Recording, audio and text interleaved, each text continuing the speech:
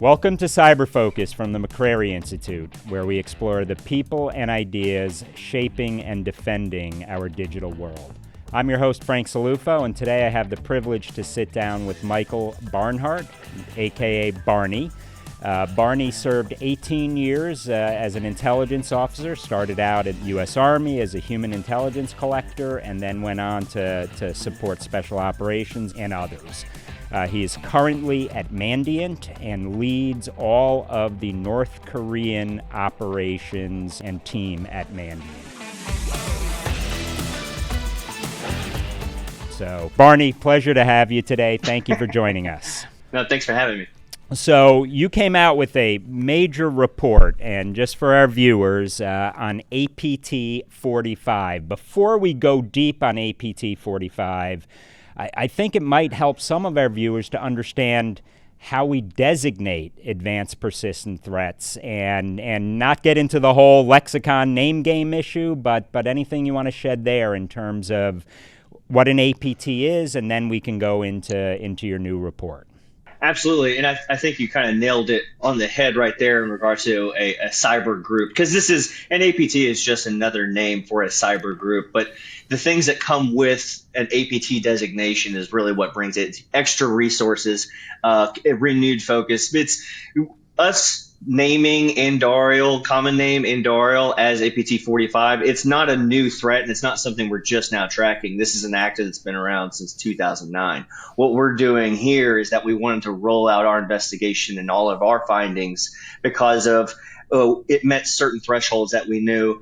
I think we need to really focus on these guys. Here's some renewed efforts. We want to work with our partners and really send a message globally on what we're dealing with. Awesome. Thank you, Barney. And I think when we look at APT 45, I think it would help our viewers and listeners to sort of get a snapshot in terms of some of your key findings. And I just want to underscore here, Mandiant has done some phenomenal work. I was just sharing with Barney, I happened to be testifying years ago with, I think it was Kevin Mandia and Richard Baitlick on APT1. And now we're actually able to talk about threat actors in ways that some of us could have gotten in a whole lot of trouble. So, Barney, you want to maybe give us a quick bit of a little bit of a snapshot about APT 45, and then more generally how it differentiates from other North Korean actors. Yeah, so we could talk really the ecosystem might actually highlight a little bit better. So you have in North Korea as in itself is very it's very different in many different ways, and obviously cyber isn't going to change the mold. Everything they do is a little bit odd, it's a little bit unique, and it's very agile.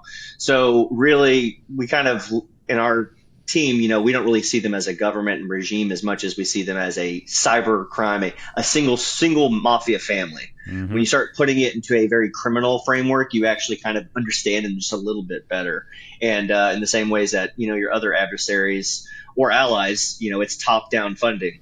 North Korea is not like that. They're bottom up. And so every piece of the puzzle, all of the cyber units do play a part into the larger whole. So APT 45, their job, they're the ones that are getting the blueprints. If you really want to sum them up in anything, it's, hey, I need to build pharmaceuticals. I need to build weapons of mass destruction. I need to increase my own grid. I need to build it. These are the guys you're going to call to actually get the job done and get the plans made. How that plays into the system, you can kind of look back at APT 43. That was another one that our team worked very hard on. Those guys, again, everything is to serve the regime as a whole. So if you're not financing the regime, so I'm a crypto APT. I'm there to steal money to finance the entire government. I'm with APT 37 or more Ministry of State Security focused. I'm focused on the people so they don't defect and we can continue the government. APT 43 was trying to find out what people were saying. That was the de facto embassy. So again, all playing a part in APT 45. Those are going to be the guys to take the blueprints to actually make everything that is stolen or everything that they're trying to do operational. And what the interesting part here is that how successful they are. which is great, and I want to pull that thread a little bit further. But maybe, Okay. but disagree with me here. I mean, traditionally, organized crime tries to penetrate the state.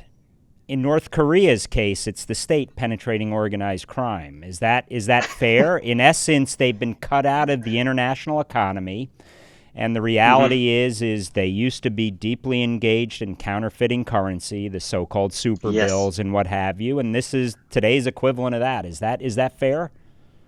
I don't know if you could hit the hammer on the nail better. Yes, 100%. I mean, like you said, these are the guys we're working with, at one point, running ops through like crime families in the Yakuza, I believe, out of Japan. Mm-hmm. They were the ones that knocked over the Bangladesh heist. Again, it was a very flawed attempt at that, and they're running it through, and the mules coming through the casinos there. Yeah, it is a very, they are cut off, but they get the job done by any means necessary. And I think um, they've really taken a shine to that. They're opportunistic. They're going to play the game with the cards dealt.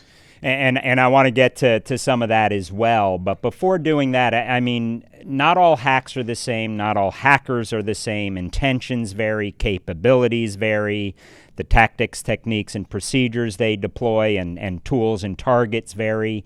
I think in your report you also underscored the significance and somewhat unique from a DPRK perspective that they're also targeting critical infrastructure. Is that correct? Absolutely, and that's actually what kind of got us into this mess. Again, Mandiant, we were doing our own things for a while. We have been tracking them since really the genesis of kind of how our company started. Again, that's post dating even whenever they came online, but it's not the renewed focus. The APT that we're doing here, that came from a criminal effort. That again, this all started at a little hospital in Kansas that got hit by ransomware, and authorities started working it, and then find out that it's not criminals that were ransoming the hospital; it's actually a nation state. And so once we pulled that thread, that's when they caught my eye, and I wanted to play. And so we brought our extra resources, and it's just it's so fascinating to me, again, to try to blend in with the cybercrime, try to blend in with the other criminal groups coming out of Eastern Europe, trying to target hospitals. This is right after COVID too, so they knew that hospitals were going to pay up. Mm-hmm. And all of it had nothing to do with what they're doing. It literally was just to finance what they were doing so they could turn around and go and chase missiles like they actually wanted. And I might note, just on the heels or at the same time as your report, the Department of Justice did indict an individual who worked for allegedly RGB, which is intelligence service for North Korea. So this Yes, sir. is, I mean, it's sometimes hard to discern who's the puppet, who's the master, but clearly in this case, this is state driven. Yes. Absolutely, and again, they didn't want it. This is an organization, not organization. This is a country that definitely doesn't want you to pay attention to them. They operate being underestimated. They like that. Again, when they were trying to fund their own operations and doing their ransomware activities, they were using Lockbit. They were using Malware. They were using things that didn't say North Korea. It was on, until you start really peeling back the onion, that's when you get into it. And as you said with those indictments, those are some of the just kudos to them for pushing those at the time. This was the people that we worked with on this, some of the top notch I've ever had a hand in with. So it really just kudos to them on that. And truth is we have to get to the point where we flip the equation, stop blaming victims and start blaming the perpetrators. And I'm not sure we'll ever arrest our way out of this problem, but that has to be part of the solution. So I'm all in on law enforcement disruptive activities, as well as obviously indictments and the like. Hey, one thing I'd be curious, I think you also highlighted in your report the potential that most criminal organizations are utilizing tools that are widely available to others, but are they developing their own malware and ransomware in particular, do you think? Yeah, again, part of the infrastructure, whenever you start peeling back the ransomware and the actual malware that they're using, you would see the ties back to, oh, okay, this is actually how you start finding it, and you tie it to the actual main country and the RGB and how their investigation they did that. But yeah, this is they have their own signature malware, and our malware guy, we had fun naming some of the malware. Everything kind of had a little bit of an art theme to it, art curator, frame picture. We kept it in the theme, and it was almost because it was like an art heist at times. They were off grabbing these things, but a lot of signature malware, and really that a lot of it stems back from that old D-Track malware. They targeted an Indian power plant, which I know that we had kind of done some investigations on too. So they definitely are skilled. They have a couple different operators on their team and inside their holdings that are specifically for malware. And you highlighted the significance, what I refer to as CNE, or computer network exploit, or espionage. And do you envision that APT45 could transition to more of a CNA threat, or is it a computer network attack, or is it already? Yeah, absolutely. And I think that's also kind of the scary part too. If you can exploit, you can attack, right? I mean, that's the bottom line from a cybersecurity perspective. Yeah. Sorry, go ahead. Yeah, this is the same group as Dark Soul. They took down, I believe, some I believe it was media in South Korea. They have done destructive attacks for sure, and they weren't far. We were in the investigations going on with the Indian power plant. You see kind of the CNE, is it about to become CNA? Again, different trip wires weren't crossed, so you don't really know what you don't know. But the Sony attack, again, that's not quite this group, but North Korea will switch to a destructive attack, and Darrell has done destructive attacks in the past. And do you sort of come up with indicators that you think could delineate that they may transition from exploit? Is that something you and your team assess and evaluate? I know there's a bit of art to that. It's not purely a science. If it were, we wouldn't have problems. We'd be stopping it. But what are your thoughts there? I think if we're going predictive analysis based on things that we've seen in the past, coupled with the holdings that we have and the partnerships and collaborations that we continue to leverage, I would say yes. And I don't think it's going to be now. I think it would be in a time of conflict. And I think it would involve, during this investigation, we saw a lot of the North Korea IT workers, and we're starting to see a lot of more overlaps between them and APTs. Mm-hmm. And seeing how an IT worker might, as an insider threat, might allow an APT to come in, and how well adjusted they were to APT45. I think of this. Has North Korea done it in the past? Sony hack, Dark Soul, yeah, they'll blow it up. Has North Korea put an insider threat someplace? Yeah, we're seeing it now.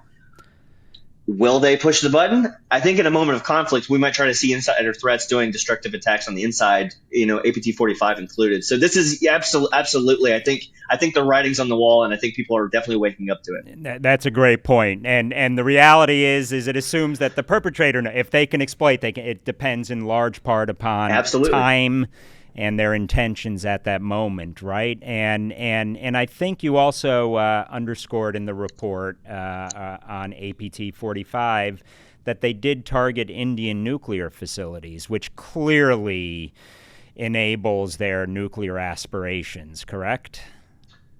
Absolutely. In fact, some of the investigations, you know what Andorial, APT45, as we now call them, you know what they're after. They're looking for research and development. And if they're going after a pharmaceutical company, it's very easy to say, I'm just going to assume, where's your research and development department? They probably got hit. So whenever we see some victim that we were working on our team, we would look at him and we go, okay, APT45 has hit these guys, and they're taking, exfil. Why do they hate them? We'd have to dig for hours, and then you stumble on it, and there's this certain part is for a high heat mold for a jet fighter, pilot, or a jet fighter plane, or a weapon of mass destruction. We're like, oh, okay, I knew it was going to be somewhere in here. This makes sense now. So, yeah, you can definitely kind of piece out what's going on and some of that stuff. Fascinating. And you touched on the whole IT worker situation. Could you shed a little more light? This is a pretty big deal, is it not? Yes, sir. And it is definitely, as whenever you're starting to move around your teams and getting finished with these big projects like we did with APT45, you're looking for your next thing. And our next thing was circled before we even done, and it's IT workers. Yeah. And I didn't know the IT worker problem set and the intrusion set until I started working this specific one. It's traditionally, they are IT workers. Again, these guys are here to make a dollar any way, shape, or form to fund the regime. IT workers are trying to get jobs, insider threats. I'd rather work, and they're there to make money, so they're not trying to blow up their spot.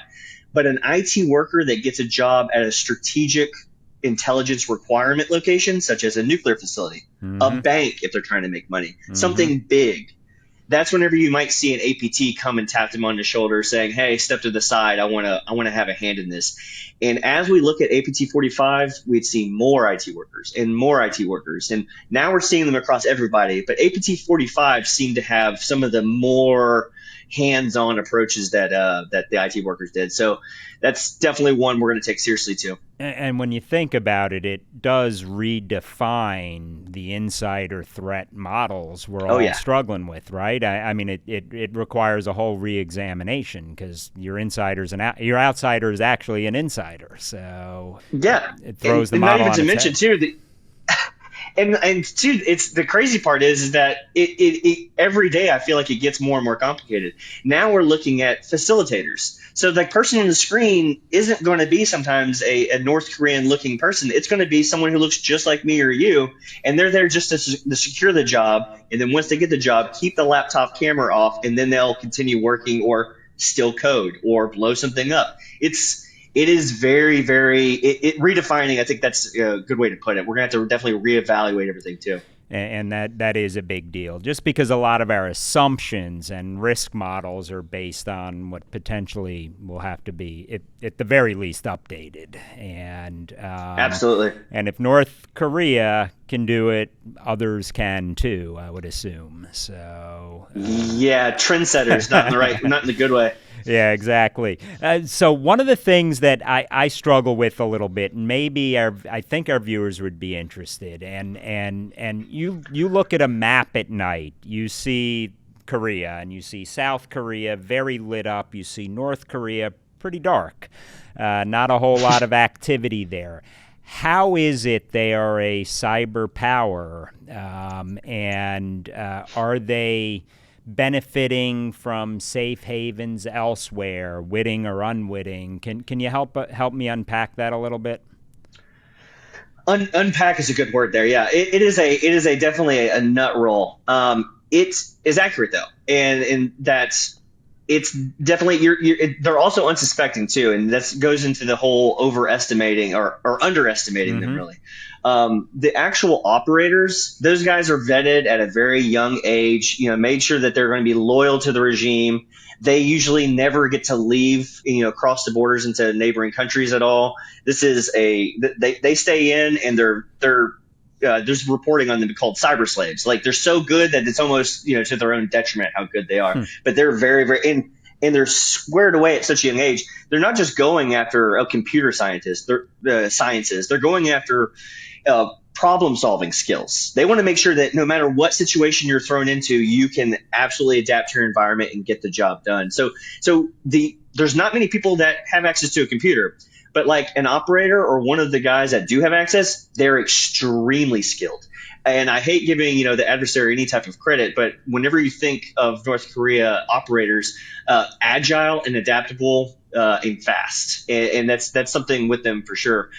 But the problem is that, again, there's so much infrastructure coming out of North Korea that you really have to rely on externals, IT workers, not your operators, your malware developers. Again, those guys were located in the Sinwiju area and in Pyongyang, again, right down there near to the Friendship Bridge near Dandong.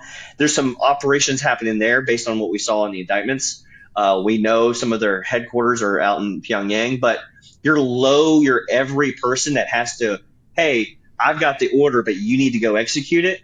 He might be in any one of their allied countries, and that's where they can operate, and it blends in with the noise. It looks like it's coming out of a country that's not North Korea, so you're already not suspecting it. And again, blending in, doing different types of ops, and then funneling the money physically, funneling the information digitally back into North Korea. That's really the easiest part of the whole process for them. Yeah, and I was surprised at just how much specificity was in the Department of Justice's indictment, basically signaling that they had they had to take the currency and make it real and bring it back. And I think they even identified the ATMs and where they were located, which that's pretty unique in an indictment. Yeah, and the guy that was in the indictment wasn't the money guy. He was there receiving funds from the actual operations, and he was the one that was using those laundered funds to actually do it. The actual there's unidentified co-conspirators in the indictments too, and that's more some of the actual laundering operations. But yeah, you cross over from that Sinwiju over into those ATMs over there. Pull out the cash, immediately have it deposited into the bank accounts that go over there, pull out the actual local currency from the stolen Bitcoin or the Bitcoin from the ransomware payouts from the hospitals.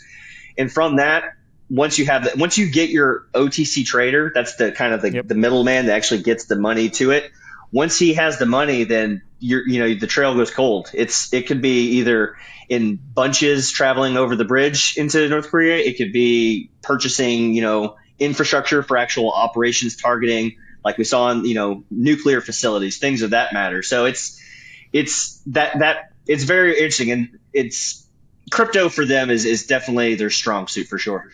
Yeah, and I'm glad you brought that up. Do you see a day where we can actually scale some of the, not just recouping funding, but also making it harder for the adversary? And I know this is outside of the North Korean discussion, but we're seeing all sorts of good discussion. Creative steps, and we need to look at it as an industry, right? An illicit industry in this case, but to know where you can have biggest impact and consequence. I hope we can get to that stage at some point, at least to not the old adage, take a bite out of crime, in this case with a Y.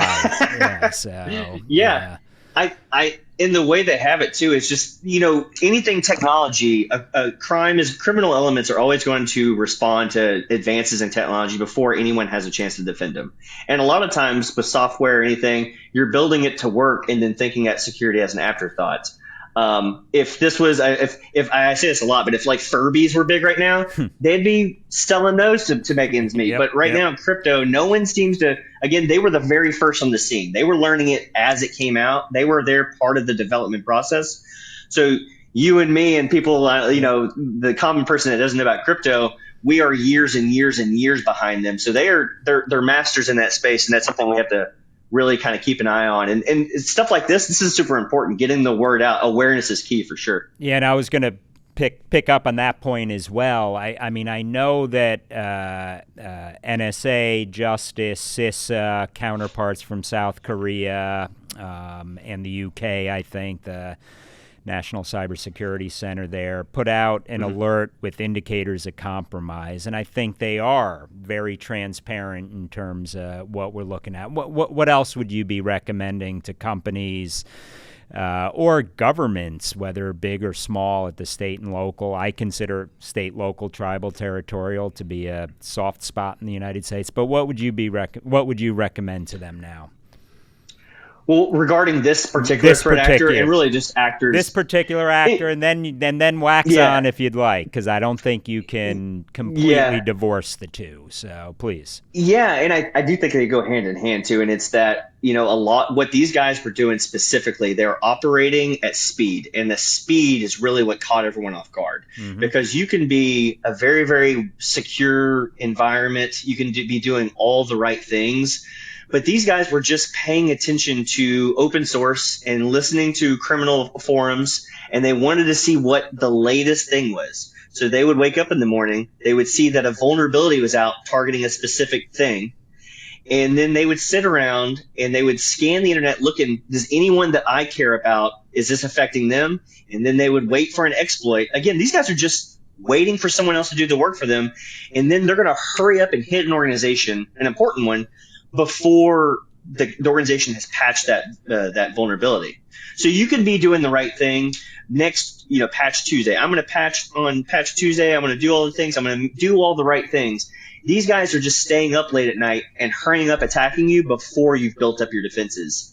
And that's that is fascinating. Like that, how successful that is really something. I think that's the word to the industry for sure. So speed, and you don't even have to be perfect. They don't care if they make a mistake along the way. They don't have to be perfect all the time, Exactly. whereas Exactly. the good guys sort of do.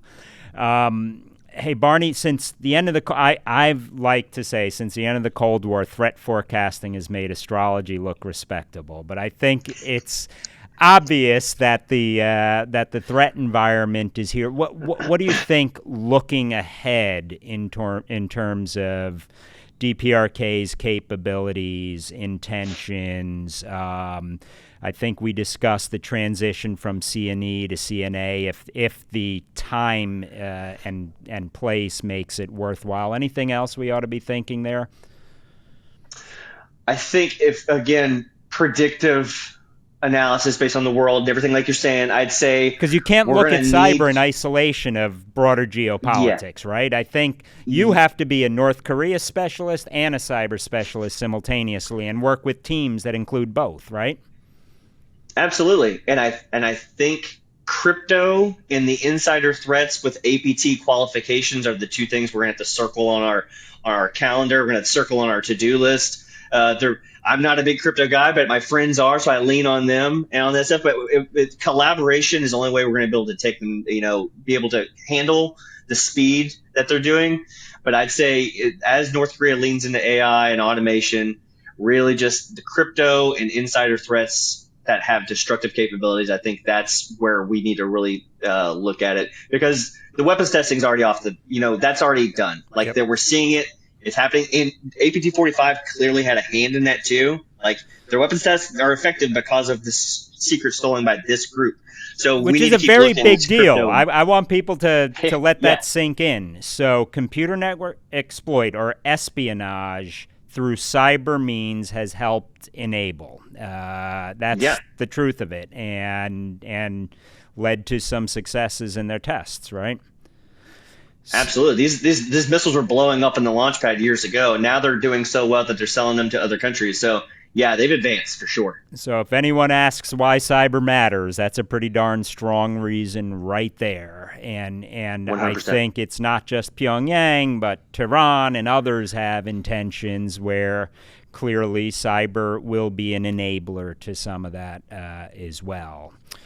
Hey, Barney, what I think you answered I always ask why this matters. You can't have a stronger statement than you just made on why this matters. Michael, thank you for joining us today. Thank you for your dedication and focus on such an important set of issues.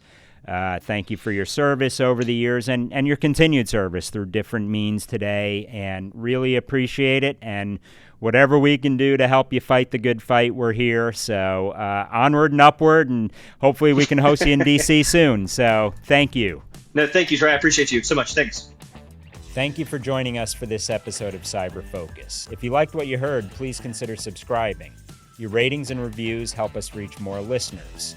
Drop us a line if you have any ideas in terms of topics, themes, or individuals you'd like for us to host. Until next time, stay safe, stay informed, and stay curious.